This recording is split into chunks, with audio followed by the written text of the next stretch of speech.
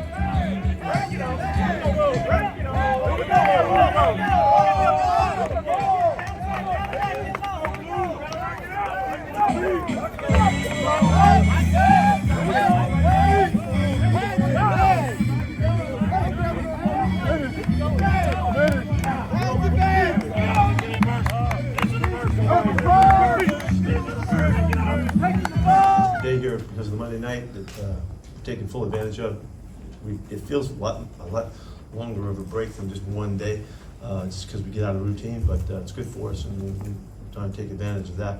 We'll have a lot of guys practicing today, and we're in pretty good shape that way. This is a great matchup for us, playing the world champs on Monday night. It's about as fun as he's going to get.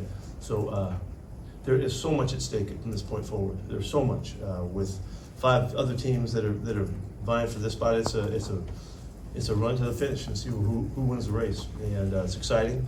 And we got to make the most of it and be tuned into it. And everybody's is well aware. We haven't missed that point from the other night, so everybody knows what's going on. And we got to put together a great week to prepare and make sure that we get this done. It's going to be a great challenge. This is a fine football team, and with a winning mentality and all that, but that's the kind of challenges we got to take on to get concerned about our ability to take up the challenge and do the things we need to do to get it done. We just got to come out with a W. So that's the big challenge. Today he's going to practice today. He had a good lift this morning, so we'll see how each day goes. We'll go one day at a time and figure that out. But I know it's a big concern to everybody. But he feels really good, and he threw the heck out of the ball in the morning session. So we'll see what happens today. We really hope that he's ready to go. And if not, Drew's going to be there. We'll mix reps to make sure that everybody's prepared. But that's a good sign for us. And hoping for Geno's sake, he wants to play in the worst way. So that's where it is, and we're ready to get cranked up and go. Different phase of the game. It doesn't mean that it's wrong. It's just new. It's just innovative and all of that. And they've done a great job to get that done. And they've crossed over to the world of rugby. And it's a cool complement to that beautiful game as well. But we're in it. We got to compete with it and try to figure it out. We'll find out. I guess there were some talks at the league meetings, about the conversations. I don't know which way it's going, but I was kind of surprised that something didn't take place in last season, because I thought it was drastic enough, but I wasn't fighting it. I thought it might hit the owners and the people that run the league, a little bit differently than it has. We'll see what happens this time. Loaded up front, they're loaded. Reddick is a fantastic edge rusher, as a Sweat, and then they've got the monsters up inside that are so physical and tough and quick getting off the rock and all that. They just cause all of the problems that a front can cause. And they have all the variations, the different looks that they do to utilize all of their guys, and it's a real challenge. You know, we're still making plays downfield.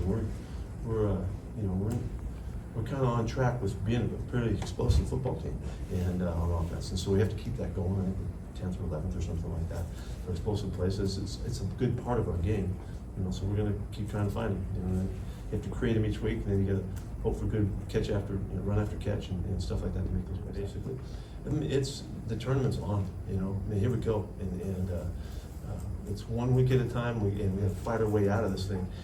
We can still get better, and there's areas that we're working on in parts of our game that we hope we can improve and take better advantage of our guys and all that kind of stuff. This is still a really wide open opportunity, and I don't know how the other guys are looking at it, but I'm looking at it like it's playoff time all the way down the stretch here. And every game's going to make a difference, and as they always do, but it's even more amplified now. You know? So I'm hoping that we can improve there, you know, and get a little bit better production to complement what we're doing with the throwing game. So. Playing legs underneath them, but that's a great sign.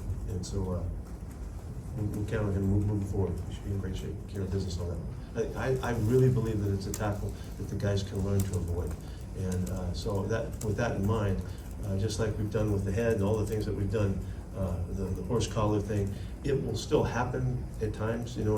But I hope that we can figure a way to legislate that. So however they want to go about it, you know, if you go back to I think it was the horse collar thing, we talked about that at one point it was a penalty or something like that, and then we went to fining, and we had to go farther because it's a dangerous play.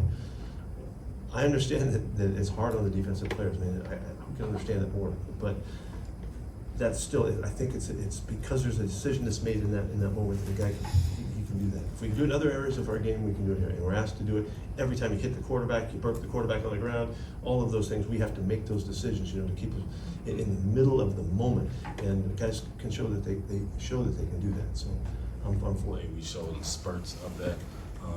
I think we're just we're losing the consistency aspect of being the team that we want to be. Because if you turn on a lot of the games, we are scoring, we're stopping teams, and you know our special teams is rolling. But we just got to do it on a more consistent basis. Ever since we've started playing the Rams, it's been like that playoff mode because teams really start to hone into who they are, find their identity. And you know the past 4 or 5 games we played have been, you know, championship playoff contender type team. So I think every week from here on out is going to be that type of vibe. Studying more, being more on. I think it's just more so just the little things, making sure that you're mindful of the little things at every given point, because you never know when that little thing is going to be a big part of the game. It's always tough to go against a guy that can, you know, make really good passes, but also uses his feet when he needs to. You know, the tush push thing, I don't think anybody can solve it. You just try to, you know, hope that you stop it when you need to.